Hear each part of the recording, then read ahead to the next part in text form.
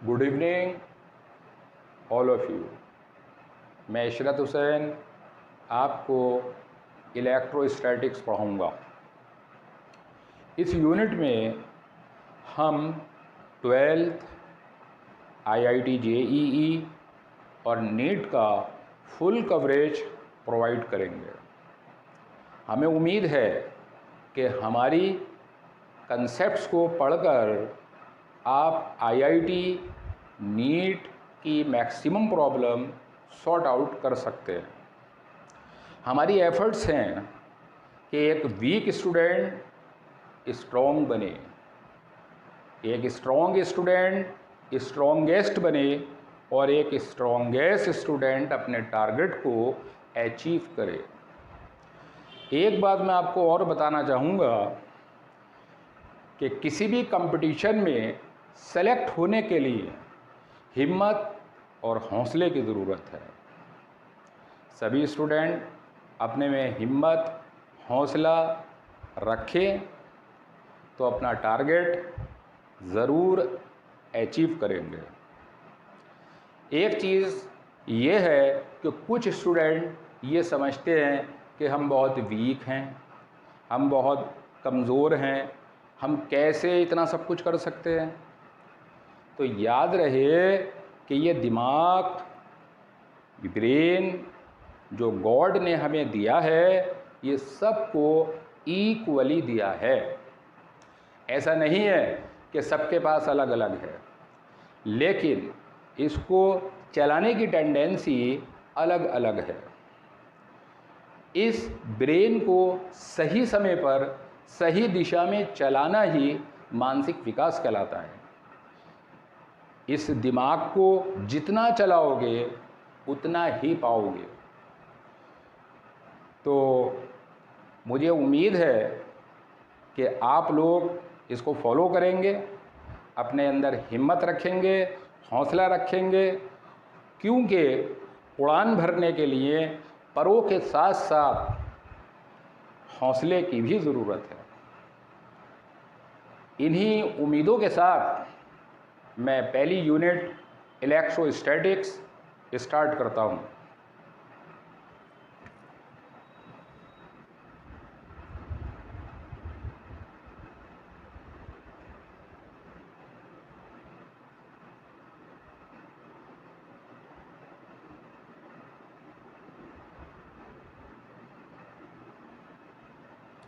देखिए, सबसे पहले हम ये देखना चाहेंगे कि इस यूनिट के अंदर हमें कौन कौन से टॉपिक हैं जिनकी डिटेल्ड स्टडी करनी है। Number 1, electric charges and field. दूसरा टॉपिक है गॉस थ्योरम।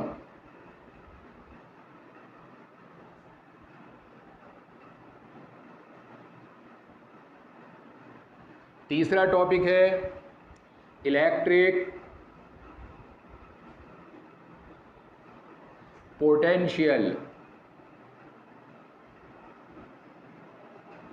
चौथा टॉपिक है कैपेसिटेंस।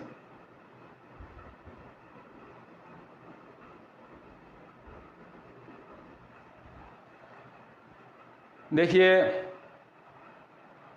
इलेक्ट्रोस्टैटिक दो वर्ड्स का कॉम्बिनेशन है।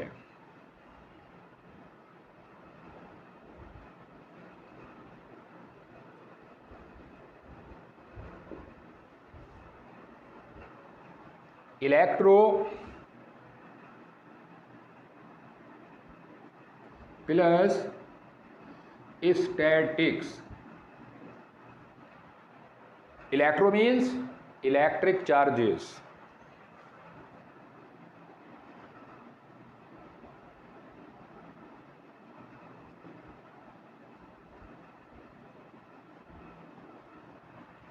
स्टैटिक्स मीन्स रेस्ट और stationery.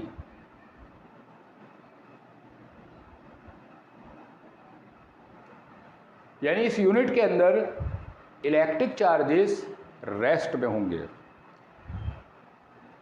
In this unit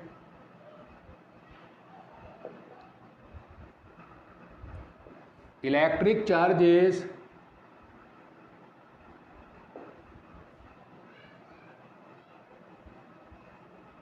are in rest. जब इलेक्ट्रिक चार्जेस रेस्ट में होते हैं तो वो कौन कौन से फिनोमिना शो करते हैं, इसी की डिटेल्ड स्टडी हमें इसके अंदर करनी है। लेकिन इलेक्ट्रोस्टैटिक्स को आगे बढ़ाने से पहले मैं आपको बताना चाहूँगा कि इलेक्ट्रिक चार्जेस क्या होते हैं।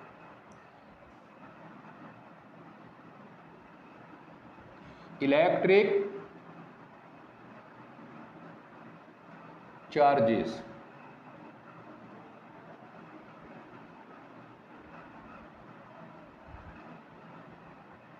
देखिए, इलेक्ट्रिक चार्जेस को समझाने के लिए हम आपको ये बताना चाहेंगे कि जब इस दुनिया को बनाया गया तो दो तरह के इंसान पैदा किए गए, मेल फीमेल।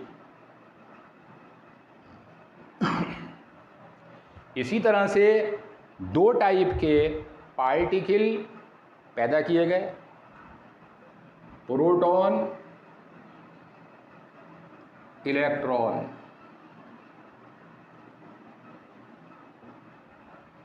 प्रोटॉन पर पॉजिटिव चार्ज होता है, यानी जैसे ही प्रोटॉन को बनाया तो ये पॉजिटिव चार्ज इस पर है, यानी पॉजिटिव चार्ज लेकर पैदा हुआ। इलेक्ट्रॉन पर नेगेटिव चार्ज। पॉजिटिव चार्ज का मतलब Q is greater than 0, negative charge Q is less than 0। देखिए, जो भी नंबर 0 से बड़ी होती है वो पॉजिटिव होती है, और जो नंबर 0 से छोटी होती है वो नेगेटिव होती है। इसलिए प्रोटॉन का charge positive, Q is greater than 0, electron का charge negative, Q is less than 0। अब देखिए, इस प्रोटॉन पर जो चार्ज होता है वो प्लस 1.6 10⁻⁻⁹ कूलम होता है। इलेक्ट्रॉन पर जो चार्ज होता है वो नेगेटिव 1.6 इंटू 10⁻⁻⁹ कूलम। एक चीज़ आप देख रहे होंगे कि प्रोटॉन और इलेक्ट्रॉन दोनों के चार्जेस मैग्नीट्यूड में सेम हैं, लेकिन नेचर में अपोजिट है। ठीक है। अब देखिए, इस पर पॉजिटिव चार्ज, इस पर नेगेटिव चार्ज, क्या होता है, इन दोनों के बीच में फोर्स ऑफ अट्रैक्शन काम करता है। इलेक्ट्रॉन और प्रोटॉन के बीच में फोर्स ऑफ अट्रैक्शन काम करता है, यानी कि प्रोटॉन इलेक्ट्रॉन को अपनी तरफ अट्रैक्ट करता है, इलेक्ट्रॉन प्रोटॉन को अपनी तरफ अट्रैक्ट करता है। तो अब हम इलेक्ट्रिक चार्ज को कैसे डिफाइन करेंगे? Electric charge, it is the intrinsic property of elementary particle. It is the intrinsic property of elementary particles।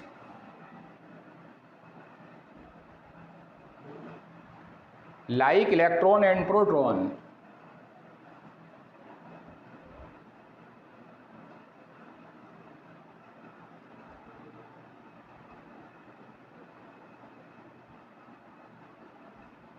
due to which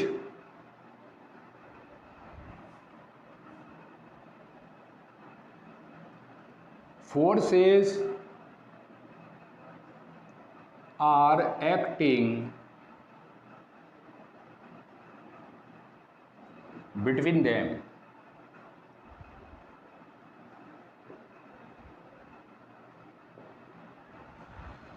देखिए, इलेक्ट्रॉन और प्रोटॉन को हम एलिमेंट्री पार्टिकल क्यों कहते हैं? पहली बात तो यह है कि इलेक्ट्रॉन और proton both are indivisible particle, यानी इन पार्टिकल को हम तोड़ नहीं सकते। They can not be created, they can not be destroyed. इस वजह से हम इलेक्ट्रॉन और प्रोटॉन को एलिमेंट्री पार्टिकल कहते हैं। एलिमेंट्री पार्टिकल का दूसरा नाम बेसिक पार्टिकल भी होता है और तीसरा नाम फंडामेंटल पार्टिकल भी होता है। तो electron and proton are the elementary particles और बेसिक पार्टिकल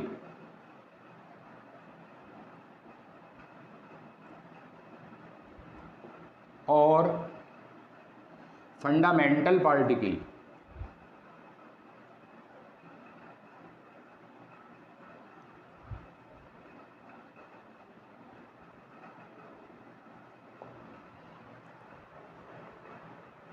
इलेक्ट्रॉन और प्रोटॉन को हम डिवाइड नहीं कर सकते, इलेक्ट्रॉन प्रोटॉन को हम क्रिएट नहीं कर सकते, डिस्ट्रॉय नहीं कर सकते। यानी electron and proton both are indivisible particle due to which these are known as fundamental particle, elementary particle और बेसिक पार्टिकल।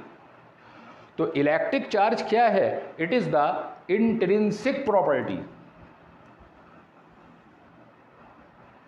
इंट्रिंसिक प्रॉपर्टी वो प्रॉपर्टी जो किसी बॉडी में उसकी बर्थ के साथ होती है। इसलिए electric charge it is the intrinsic property of elementary particle due to which forces are acting between them.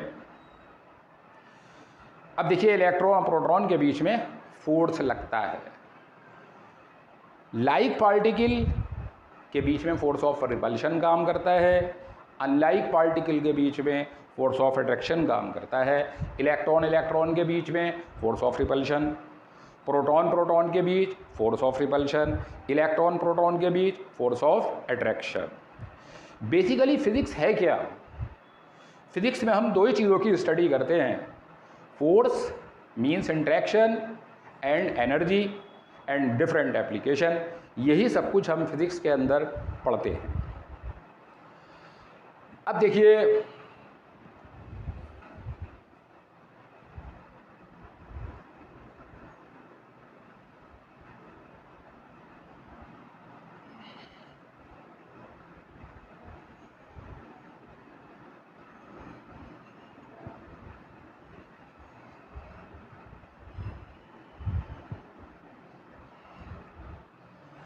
Electron nature में सबसे छोटा पार्टिकल है। इलेक्ट्रॉन पर चार्ज नेगेटिव 1.6 10⁻⁻19 कूलम होता है। इसलिए इलेक्ट्रॉन के चार्ज से और छोटा चार्ज बनाना नेचर में संभव नहीं है। इसलिए इलेक्ट्रॉन के चार्ज को हम यूनिट नेगेटिव चार्ज कहते हैं। चार्ज ऑफ इलेक्ट्रॉन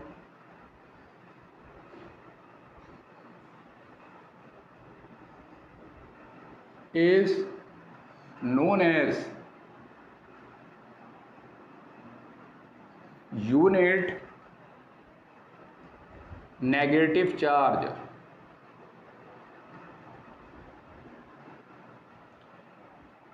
अब देखिए प्रोटॉन पर पॉजिटिव चार्ज है, इससे छोटा पॉजिटिव चार्ज प्रोड्यूस करना बनाना नेचर में पॉसिबल नहीं है।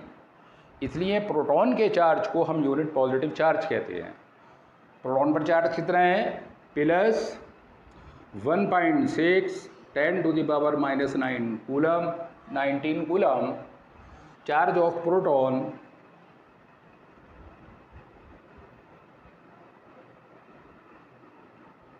is known as unit positive charge. एक बात समझ लीजिए, अगर कहीं यूनिट पॉजिटिव चार्ज की बात आती है तो इसका मतलब 1 कूलम चार्ज नहीं है, बल्कि that is the smallest positive charge in nature, that is the charge of proton. इसी तरह से अगर कहीं यूनिट नेगेटिव चार्ज की बात आती है तो इसका मतलब क्या है, चार्ज ऑफ इलेक्ट्रॉन। क्लियर? अब देखिए, अब हम आपको इलेक्ट्रिक चार्ज की यूनिट बताएंगे। ऐसा यूनिट ऑफ इलेक्ट्रिक चार्ज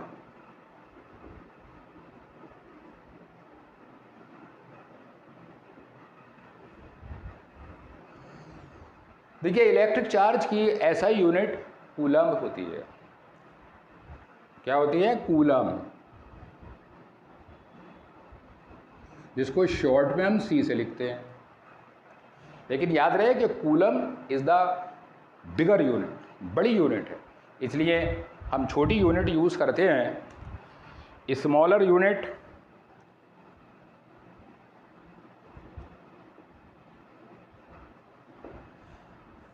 क्या है? जैसे पीको कूलम,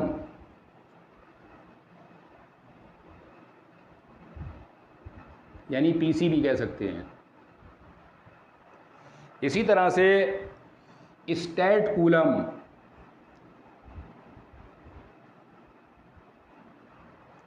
इसी तरह से नैनो कूलम,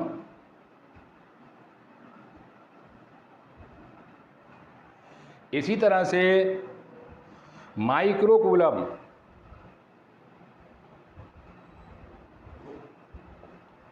इसी तरह से मिली कूलम।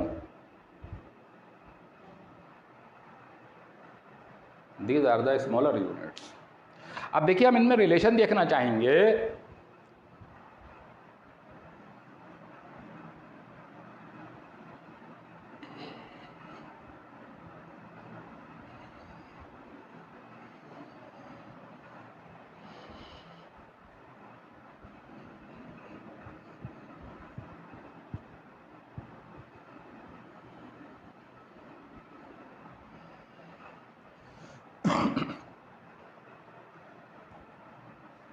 देखिए, 1 pico coulomb is equal to 10 to the power -12 coulomb. एक पिको कूलम 10 की पावर -12 कूलम के बराबर होता है। इसी तरह से 1 stat coulomb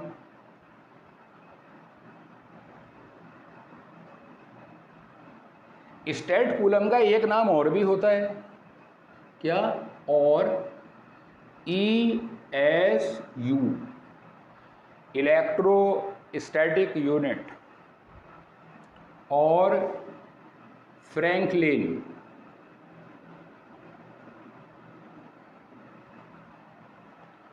actually stat coulomb की जानकारी हमें बेंजामिन फ्रैंकलिन नाम के साइंटिस्ट ने दी थी।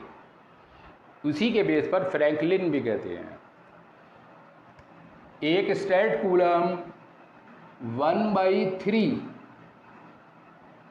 10 टू दी पावर -9 कूलम के बराबर होता है। और याद रहे, stat coulomb it is the CGS unit, CGS unit of charge.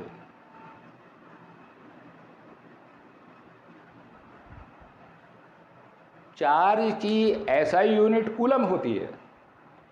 Charge की CGS यूनिट स्टैट कूलम या ESU या फ्रैंकलिन होती है। अगर हम कोई फॉर्मूला लेते हैं, फॉर्मूले में वैल्यू डालते हैं, तो उसके अंदर चार्ज की वैल्यू हम कूलम में ही रखते हैं। अब देखिए, nano coulomb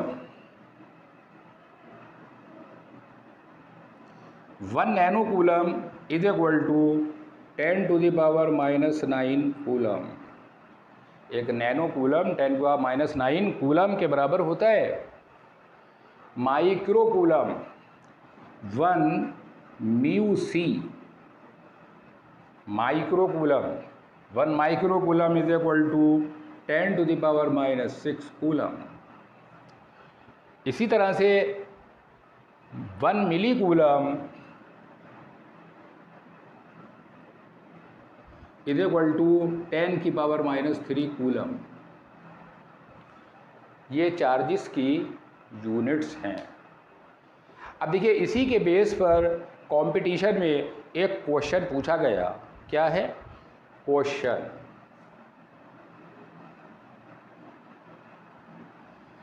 which one of the following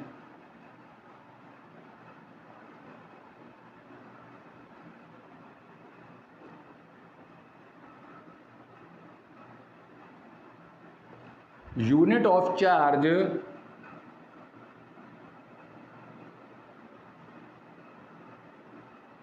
is smallest? यानी इनमें से कौन सी यूनिट चार्ज की सबसे छोटी है? पहला दिया नंबर 1 कूलम,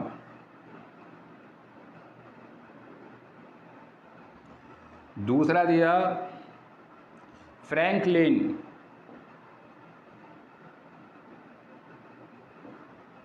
तीसरा दिया फैराडे, चौथा दिया EMU। अब देखिए साहब, कूलम तो बड़ी यूनिट है, फैराडे ये भी चार्ज की यूनिट है। 96 एक फैराडे 96,500 कूलम यानी 96,500 कूलम के बराबर होता है। इसी तरह से EMU इलेक्ट्रोमैग्नेटिक यूनिट, ये तो कुछ है नहीं, तो इसका सही आंसर क्या हुआ? फ्रैंकलिन। यानी कि Franklin is the correct answer. Okay, अब देखिए, अब हम आपको इलेक्ट्रिक चार्ज की बेसिक प्रॉपर्टीज बताते हैं।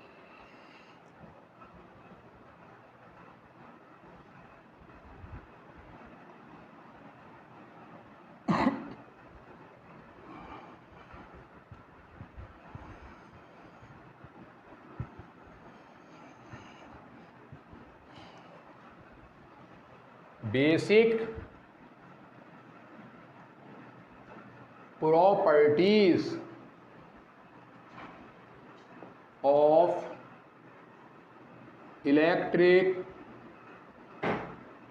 charge।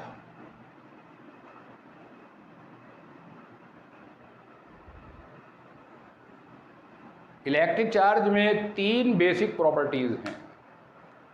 पहला number 1 quantization of charge. Second property additive nature.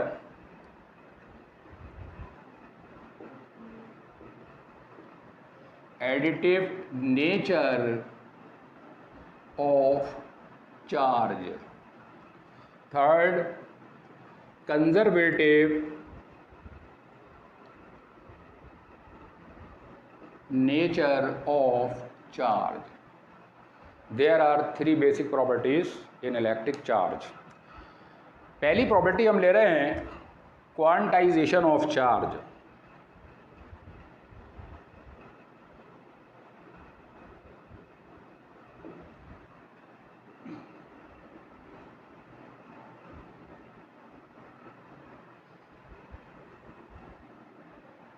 देखिए, क्वांटाइजेशन ऑफ चार्ज को समझाने से पहले हम आपको एटम का एक बेसिक मॉडल बताएंगे। देखिए, हर एक substance, every substance is made by atoms and every atom is made by electron, proton and neutron. Proton and neutron lives in the central part of the atom called nucleus, and the electron revolve around the circular orbit around the nucleus. Suppose this is the nucleus, proton, neutron, these are the circular orbit. ये electron घूम रहे हैं, मान लो 2 proton हैं, 2 neutron हैं। तो क्या है कि हर एक एटम के अंदर एक न्यूक्लियस होता है जिसके अंदर प्रोटॉन और न्यूट्रॉन रहते हैं, और उस न्यूक्लियस के बाहर सर्कुलर ऑर्बिट में इलेक्ट्रॉन घूमते हैं। Total number of proton inside the nucleus is equal to the total number of electron outside the nucleus. It means every atom is electrically neutral. अब देखिए एक चीज़ क्या है कि जो इलेक्ट्रॉन इनर मोस्ट ऑर्बिट के अंदर होते हैं उन पर न्यूक्लियस का फोर्स ऑफ अट्रैक्शन स्ट्रॉन्ग होता है, यानी दीज इलेक्ट्रॉन, यानी कि जो इलेक्ट्रॉन इनर मोस्ट ऑर्बिट में होते हैं उस पर न्यूक्लियस का फोर्स ऑफ अट्रैक्शन स्ट्रॉन्ग होने की वजह से these electron are tightly bound by the nucleus. Similarly जैसे जैसे ऑर्बिट बढ़ती चली जाती हैं तो आउटर मोस्ट शेल के जो इलेक्ट्रॉन होते हैं उन पर न्यूक्लियस का फोर्स ऑफ अट्रैक्शन वीक होता है। इस टाइप के इलेक्ट्रॉन जो हैं वो एटम से अलग हो जाते हैं, और एटम से अलग होने के बाद मैटर की पूरी बॉडी में जिगजैग मैनर में मूव करते रहते हैं। यही इलेक्ट्रॉन फ्री इलेक्ट्रॉन कहलाते हैं। तो फ्री इलेक्ट्रॉन क्या है? Free electron these are the outer most electron of an atom, यानी किसी भी एटम की आउटर मोस्ट शेल के इलेक्ट्रॉन हैं जिन पर फोर्स ऑफ अट्रैक्शन वीक होने की वजह से वो एटम से अलग हो जाते हैं और मैटर की पूरी बॉडी में जिगजैग मैनर में मूव करते रहते हैं। इस टाइप के इलेक्ट्रॉन फ्री इलेक्ट्रॉन कहलाते हैं। अब क्या होता है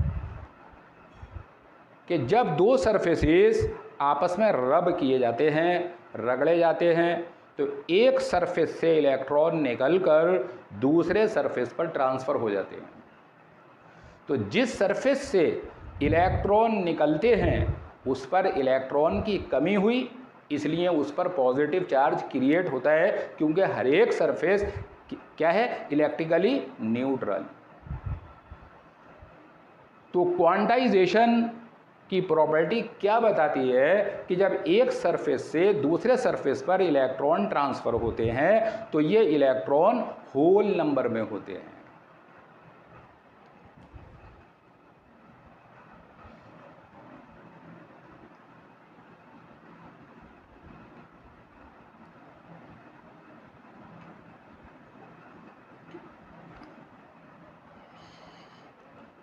यानी transference of electron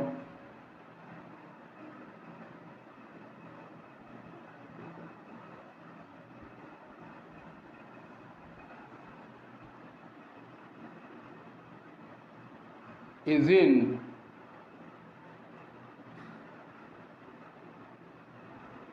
whole number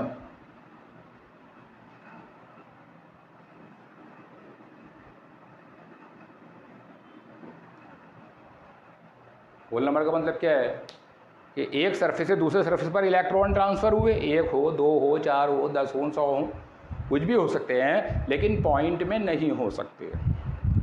तो जो सरफेस इलेक्ट्रॉन लूज़ करता है उस पर इलेक्ट्रॉनों की कमी होने की वजह से पॉजिटिव चार्ज क्रिएट होता है, और जो सरफेस इलेक्ट्रॉन गेन करता है उस पर इलेक्ट्रॉन का एक्सेस होने की वजह से नेगेटिव चार्ज क्रिएट होता है। A surface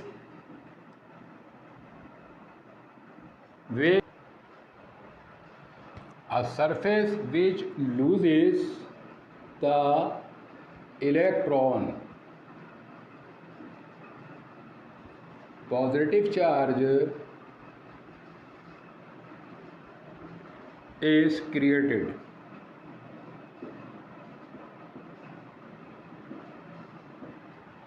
A surface which loses the electron, positive charge is created.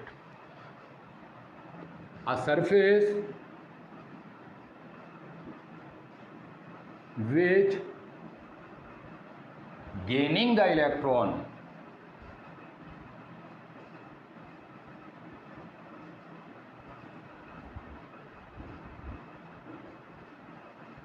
negative charge is created.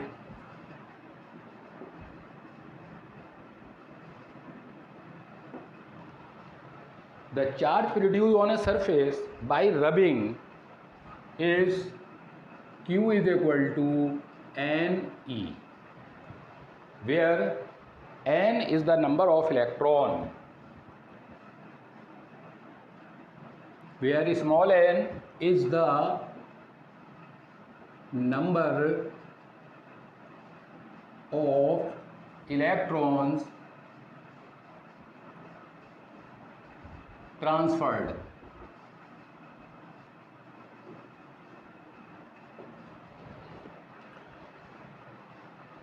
E is the charge of electron.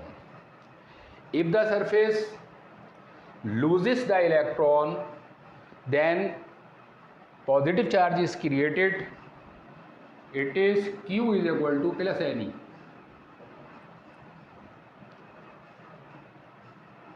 A surface which gaining the electron, the negative charge is created, so Q is equal to minus N,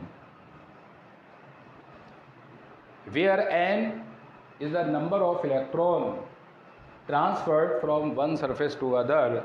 N is equal to 1, 2, 3, 4 and so on. The value of N cannot be a fraction. It means property of quantization of charge shows that electron is an indivisible particle and the charge produced on a surface is the multiple integer of the charge of electron.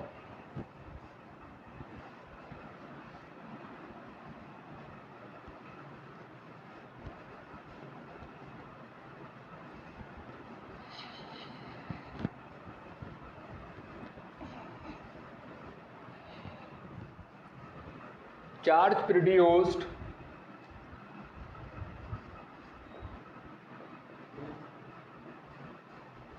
on a surface by rubbing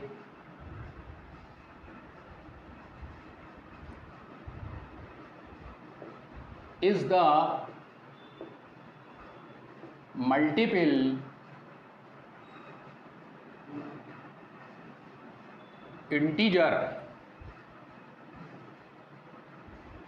of the charge of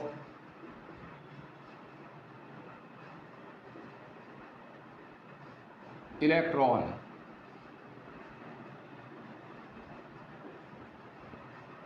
This property signifies that electron is an indivisible particle. This property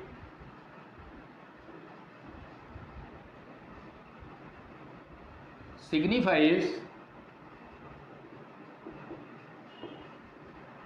that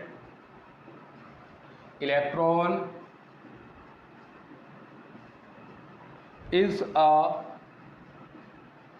indivisible particle. Now, second property, additive nature of charge.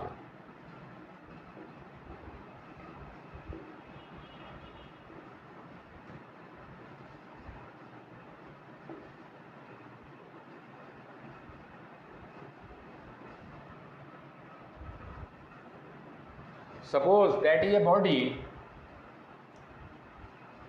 it consists plus Q1 minus Q2 plus Q3 minus Q4 plus Q5 and so on.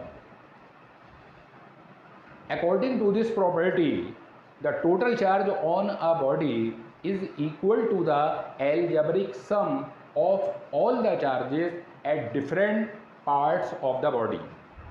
So, the net charge Q is equal to plus Q1 minus Q2 plus Q3 minus Q4 plus Q5 and so on. According to this property, the total charge on a body is equal to the algebraic sum of all the charges at different parts of the body. So Q is equal to Q1 minus Q2 plus Q3 minus Q4 plus Q5 and so on. Third property,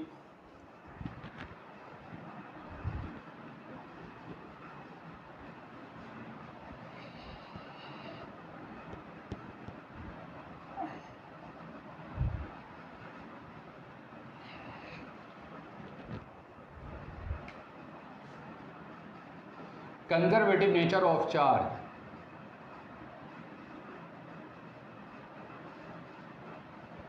Nature of charge.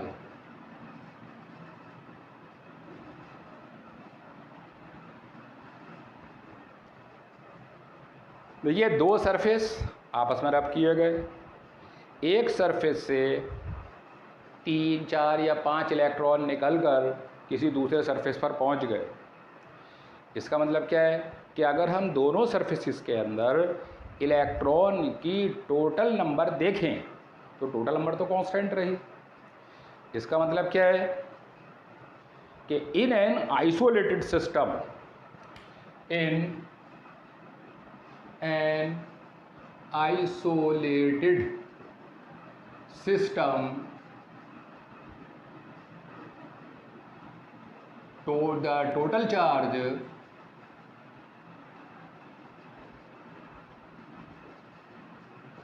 remains conserved.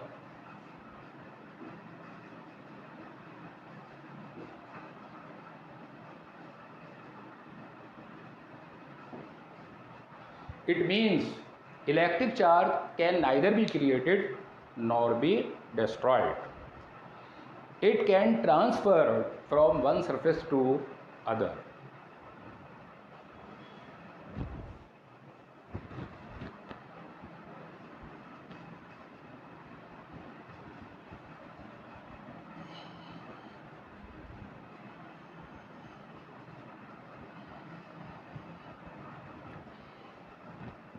देखिए, अब हम आपको ये बताने जा रहे हैं कि अगर किसी बॉडी पर चार्ज है तो हम कैसे एग्जामिन करेंगे कि उस पर चार्ज है। तो इसके लिए हम एक डिवाइस यूज़ करते हैं जिसको हम कहते हैं gold leaf electroscope. Gold leaf electroscope.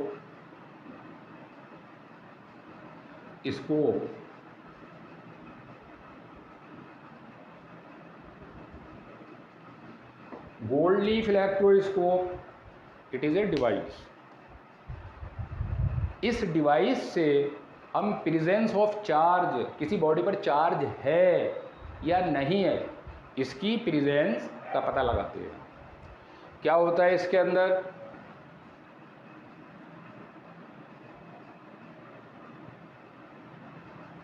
एक मेटालिक नॉब होती है, ये भी एक मेटालिक रॉड होती है, और इसके साथ में ये 2 गोल्ड लीफ लगी होती है, और ये पूरा इंस्ट्रूमेंट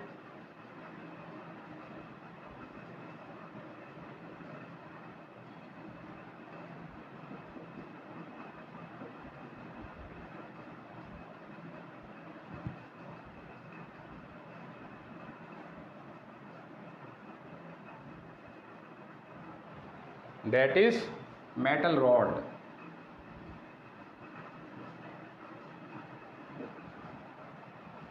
Gold leaf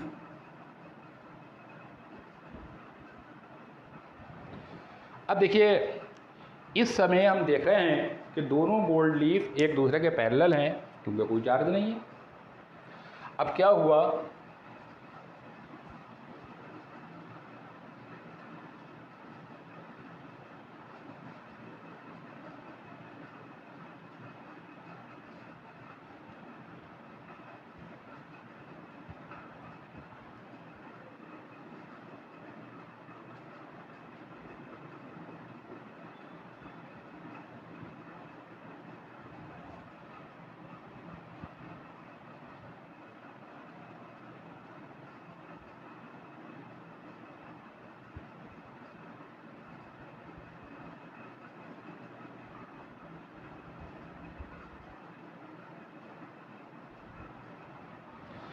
देखिए अब हम कोई चार्ज बॉडी इसके करीब लाते हैं। Suppose it consist positive charge. इस बॉडी को हम इस नॉब से टच करते हैं, इस पर भी पॉजिटिव चार्ज आ जाता है। अल्टीमेटली इस मेटेलिक रॉड पर भी पॉजिटिव चार्ज आ जाता है। तो गोल्ड लीफ पर भी पॉजिटिव चार्ज आएगा। तो जब दोनों लीफ पर पॉजिटिव चार्ज आएगा तो दोनों के बीच में फोर्स ऑफ रिपल्शन काम करेगा। इसका मतलब क्या है कि ये गोल्ड लीफ इस तरह से हो जाएंगी।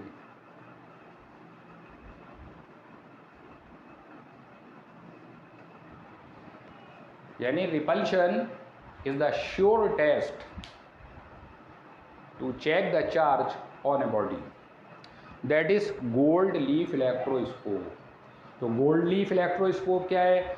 इट इज़ ए डिवाइस, एक डिवाइस है जिसकी हेल्प से हम किसी बॉडी पर चार्ज की प्रेजेंस को देखते हैं, डिटरमाइन करते हैं। ये गोल्ड लीफ इलेक्ट्रोस्कोप है, इसके अंदर ये मेटल नॉब है, ये मेटेलिक रॉड है, ये गोल्ड लीफ है। अब जिस बॉडी पर चार्ज है उसको हम इस बॉडी से यानी नॉब से टच कर देते हैं, ये चार्ज लीफ पर पहुंचता है, दोनों पर पॉजिटिव चार्ज, दोनों लीफ के बीच में फोर्स ऑफ रिपल्शन काम करती है, इसलिए दोनों लीफ जो हैं वो स्प्रेड हो जाती है, फैल जाती है। तो ये चीज़ इस चीज़ को शो कर रही है कि इस बॉडी पर चार्ज है। अब देखिए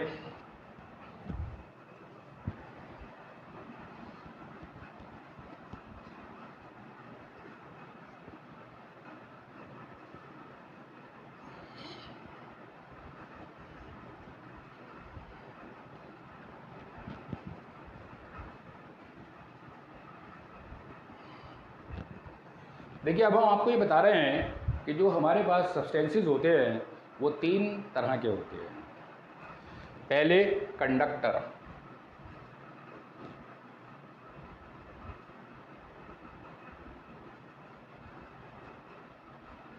कंडक्टर क्या होते हैं? They consist large number of free electron, जैसे aluminium, silver, gold, copper, iron, बहुत सारे। Second insulator,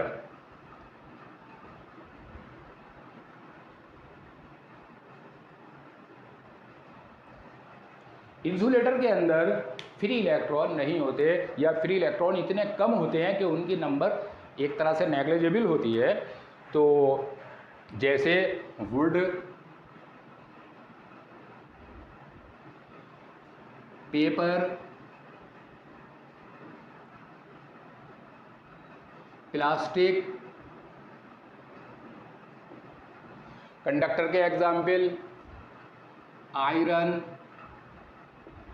copper,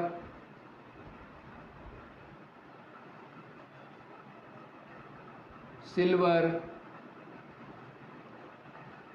etcetera. तीसरे सब्सटेंसेस हमारे पास होते हैं सेमी कंडक्टर।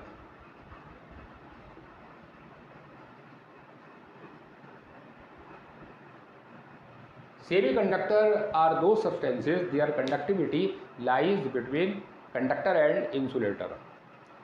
यानी सेमी कंडक्टर्स के अंदर जो नंबर ऑफ फ्री इलेक्ट्रॉन हैं वो कंडक्टर के रेस्पेक्ट में कम हैं और इंसुलेटर के रेस्पेक्ट में काफ़ी ज़्यादा हैं, इसलिए इनको हम सेमी कंडक्टर कहते हैं। और सेमी कंडक्टर के एग्जाम्पल हैं जैसे germanium, silicon, gallium and so on. ये इनके एग्जाम्पल है। अब देखिए यहाँ हम आपको इंसुलेटर बता रहे हैं कि इंसुलेटर ऐसे सब्सटेंसेस होते हैं जिनके अंदर number of free electron negligible होते हैं, तो इस टाइप के सब्सटेंसेस इंसुलेटर कहलाते हैं। अब देखिए अब हम आपको बता रहे हैं डाइलेक्ट्रिक सब्सटेंसेस।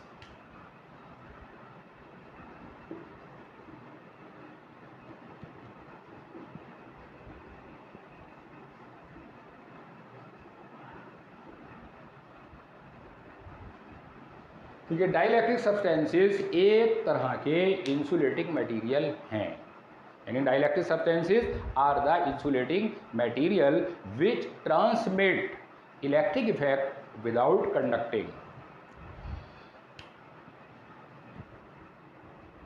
दे ट्रांसमिट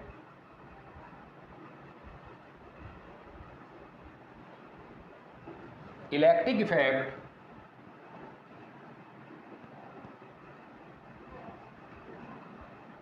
without conducting।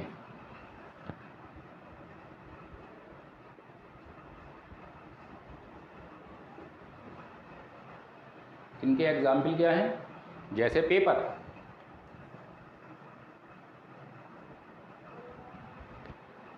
माइका,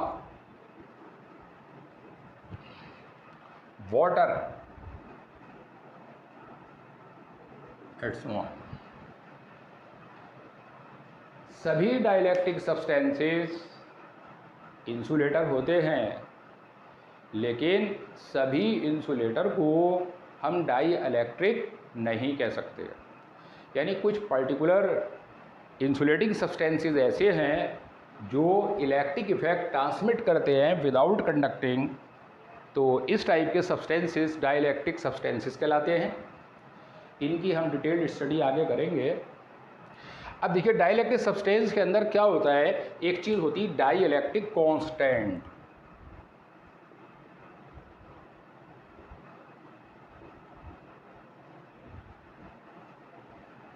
इस डाइलेक्ट्रिक कांस्टेंट को हम कैसे शो करते हैं? डाइलेक्ट्रिक कांस्टेंट को हम कैसे शो करते हैं? ये डायमेंशन लेस, यूनिट लेस एक फिजिकल क्वांटिटी है। अब देखिए अब हम आपको बता रहे हैं चार्ज प्रोड्यूस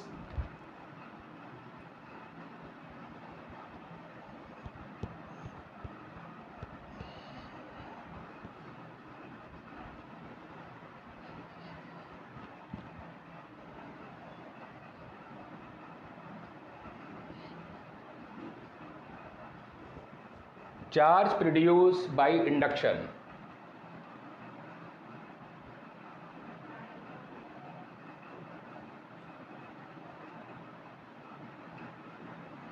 प्रोड्यूस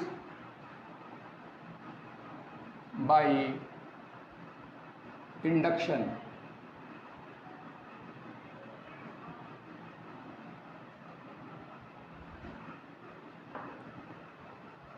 देखिए पहले हम मेटेलिक बॉडी के अंदर देखेंगे। Suppose that is our metallic body.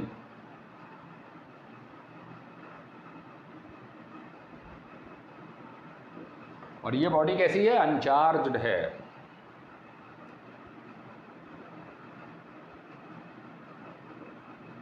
यानी इस पर कोई चार्ज नहीं है। अब देखिए अब हम एक चार्ज्ड बॉडी जिस पर सपोज पॉजिटिव चार्ज है, उसको हम इस बॉडी के पास लाते हैं। टच नहीं कराया, क्लोज लाए, वेरी क्लोज। तो क्या होता है कि इंडक्शन की वजह से यहाँ नेगेटिव चार्ज क्रिएट होगा और दूसरे सिरे पर पॉजिटिव चार्ज क्रिएट होगा। मेटेलिक बॉडी के अंदर सपोज इस पर चार्ज Q था, इस पर चार्ज Q डैश आया, तो Q dash is equal to -Q। यानी कि अगर बॉडी मेटेलिक है और उसके पास हम कोई दूसरी चार्ज बॉडी ला रहे हैं, तो उस पर चार्ज जो होगा वो मैग्नीट्यूड में तो सेम होगा, लेकिन नेचर में अपोजिट होगा। अगर हम इस बॉडी पर टोटल चार्ज देखें, द टोटल चार्ज इज 0, क्योंकि जितना इधर पॉजिटिव है नेगेटिव है उतना ही इधर पॉजिटिव है। तो हालांकि इस बॉडी पर नेट चार्ज तो 0 है, लेकिन इंडक्शन की वजह से मेटेलिक बॉडी पर जो चार्ज क्रिएट होता है it is equal in magnitude and opposite in nature. अब देखिए, अब हम इसको देखते हैं डाई इलेक्ट्रिक सब्सटेंस पर। सपोज ये कोई डाई इलेक्ट्रिक सब्सटेंस है,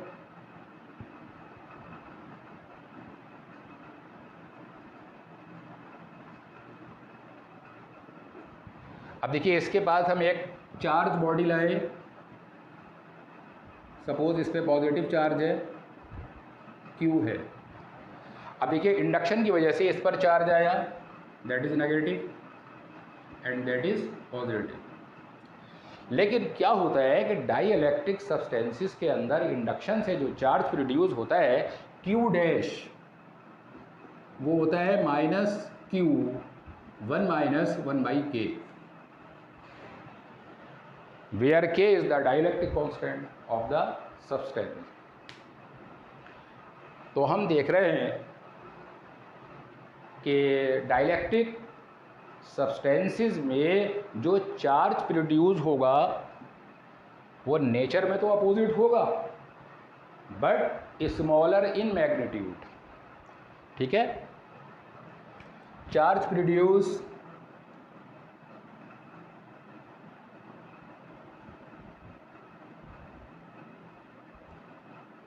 by induction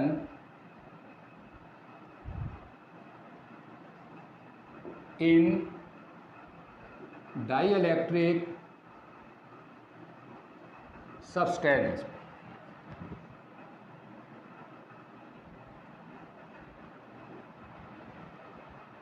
is smaller in magnitude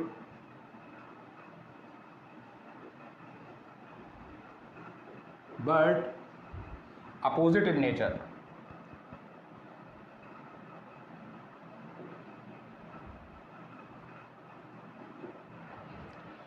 smaller in magnitude, opposite in nature। तो ये डिफरेंस है।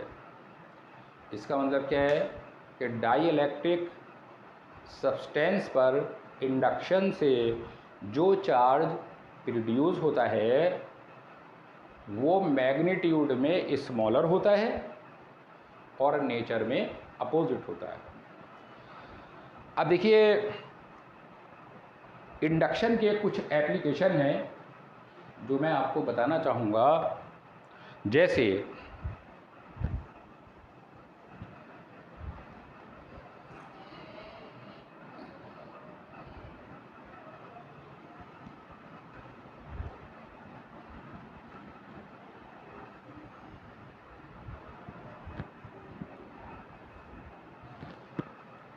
पॉलिनेशन।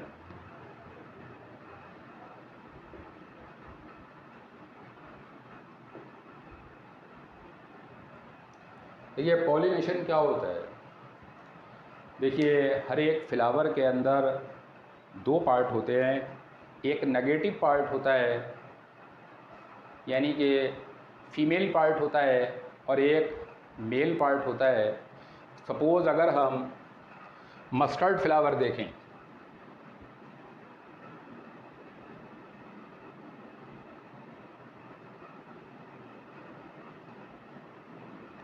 तो मस्टर्ड फ्लावर के अंदर ये एंथर होते हैं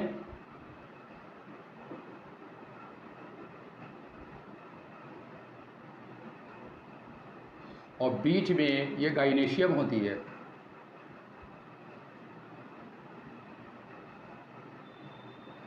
this is anther, this is gynoecium.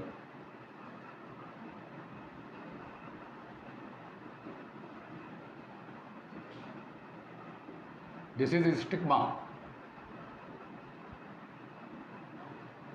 अब क्या होता है कि एंथर जो कि मेल पार्ट है इसके अंदर पॉलन ग्रेन होते हैं, पॉलन ग्रेन।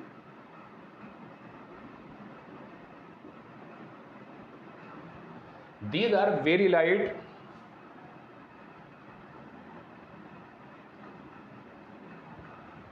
and neutral.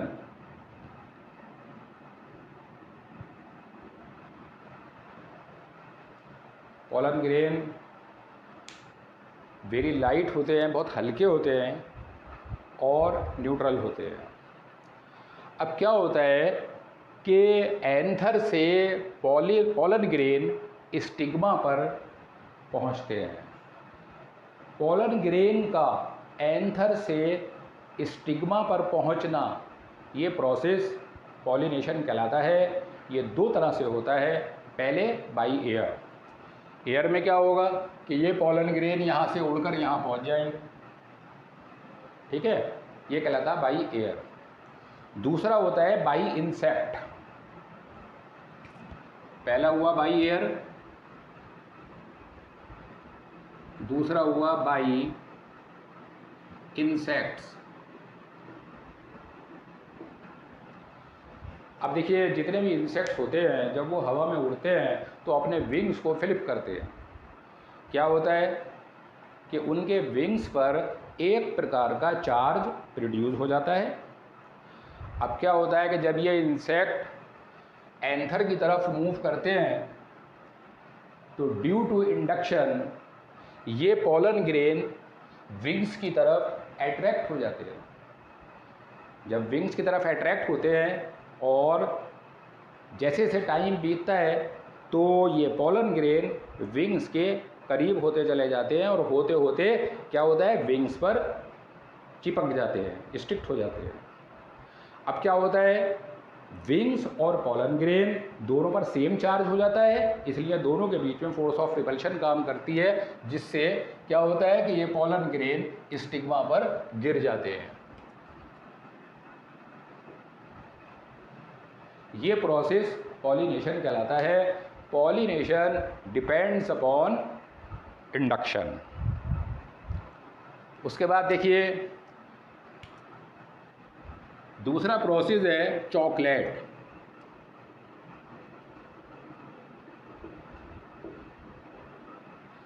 देखिए, chocolate is based on induction. Chocolate में क्या होता है, एक मेटल प्लेट होती है, उसको चार्ज दिया जाता है और जो चॉकलेट पाउडर होता है उस पर फॉल किया जाता है। Due to induction it acquire opposite charge and it sticks the metallic plate and a paste of chocolate is formed on the metallic plate. So chocolate is based on induction. Third, Xerox.